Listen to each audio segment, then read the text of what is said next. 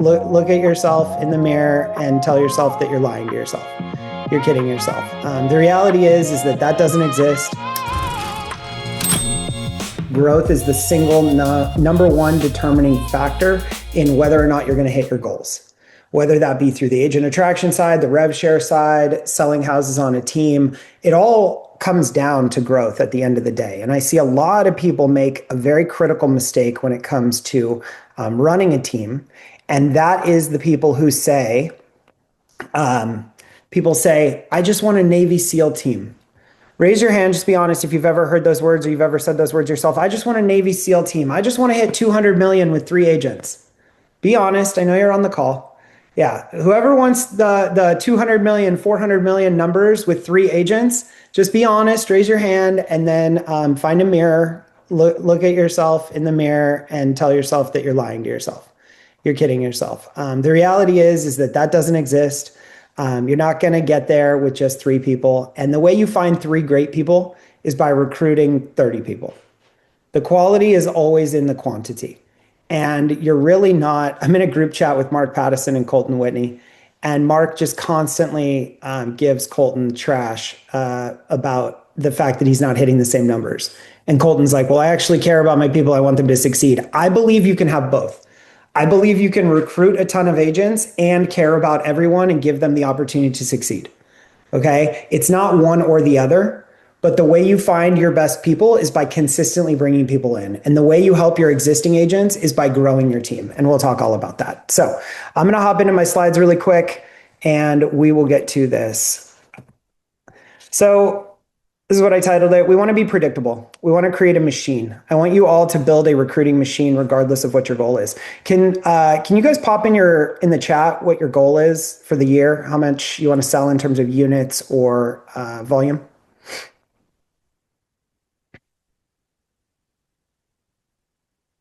$30 million? 0. Perfect. 200 units. All right. So with a goal like 30 million, right? We can have 3 agents that are selling 10 million. We can have 30 agents selling 1 million. 200 units, that could be 20 agents selling 10 deals each. So where most people go wrong here is they try and say, okay, well, I'm at 100. Let's just say we're at 100 units. Okay. And they want to go to 200 units. And they want to take their 10 agents and go from 100 units to 200 units. So they just want to get every agent to sell twice as much. And then they want to bring in a sales manager. They want to bring in a coach. They want to have better trainings. They want to bring in better technology. Well, if we could just get more out of the people that we have. The reality is the people you have are going to do what they're going to do. It is very unlikely that you are going to be coaching up anyone to a higher level of production than where they currently are. Yes, there are going to be agents that are going to capitalize or grow or come off the bench and sell more houses, et cetera. That can happen, but it's not going to happen uniform across the board. So the best way to hit that new goal is going to be through recruiting. So if I want to go from 100 units to 200 units, the fastest way to get there is to bring on 5 more agents that did 20 deals last year. If I bring on 5 more agents that did 20 deals last year, that is going to help me go from 100 to 200 because my existing agents can just do what they already did. They can do what they're already comfortable with. I don't have to get them to be someone different. Coaching people to be someone different is very, very difficult. So we want to bring in those people rather than 2Xing. Here's a question I ask people all the time. How many agents would you cut right now if you knew you had great ones starting next month? I see this all the time. Joe said all of them. Yeah.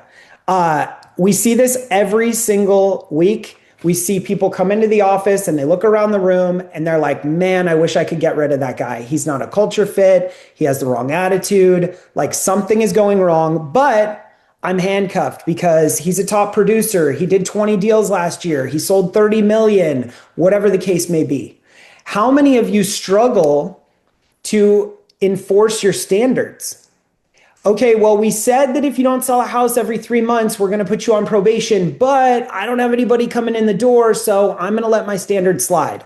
I'm not going to enforce that you have to have your follow-up boss completely updated in order to get leads because I have Zillow Flex and somebody's got to take the leads or Zillow's going to turn me off, right? So we see this all the time where we run into a problem holding agents accountable because we don't have their replacement walking in the door. And then your top producers are looking around the room, and what are they thinking to themselves? Your top producers are around the room thinking to themselves, well, why is JoJo still here? They're not selling anything. They're terrible. And so now your top producers are like, dude, I'm pulling the entire weight for the entire organization. I should just leave. I should just find a new team because I don't want to be around non-productive agents. And so you've got some agents that are non-productive, some agents that are doing well. Your non-productive agents are dragging everybody else down. And your top producers are thinking either one of two things. One, I need to find a new environment where I can be around other top producers and get away from some of this dead weight. Or two, I know I'm super valuable and I need to negotiate a better deal. When you are consistently bringing in new talent to your organization, you are holding your top producers accountable so that they don't come to you and renegotiate their deal. Otherwise, they're going to be like, hey, I want a 90-10. Hey, I want a cap. Hey, I want more leads. Hey, I want a better opportunity. Whatever the case may be, right? That's going to happen all the time. I love Paula. So Paula, you want to be brave? I love your comment. Can you unmute yourself? Can we chat for a second? Hello. Hi. How many agents are on your team? I run a small team here. We have 3 agents. Last year and the year before, we closed 123 transactions. We had 7 on our team in 2025 until about November, and 3 of the people on the team were just not showing up. Like, we went from a small team, no accountability, to in the last year, we've made them accountable, held them accountable. And the people that fit were doing all of the things. And then you could tell in like the daily huddles that there was tension from the 3 that did not fit. Yeah. And when I just started holding them accountable, and just at the end of the day, I just told them it wasn't a good fit. I don't feel like I needed an explanation. It just wasn't fitting into the culture. And I let them go. My team the last 3 months have sold over 18 houses a month. And we only have 4 of us. And we're doubling the volume because they're showing up. They're doing their follow-up tasks. They're doing their lead gen. They're doing all the things that fit into the space that we're looking to move forward and grow in. So I want to focus on recruiting, but at the same time, when you have the right people, it makes all the right sense because you're moving in the right direction. So we're going to talk about a few things here. You're a great testimonial for this. Number one, you got rid of half your team. You started holding your team accountable. They rose to the occasion. The dead weight fell off. Like everything we just talked about, you are the perfect example of. And now, they're so excited. The 3 that I have are so excited to be on the team. Because we're moving in the same direction. We all have shared values and shared goals. We all want to work. We want to show up. We want to work hard. We want to be held accountable. That's perfect. You did it all right.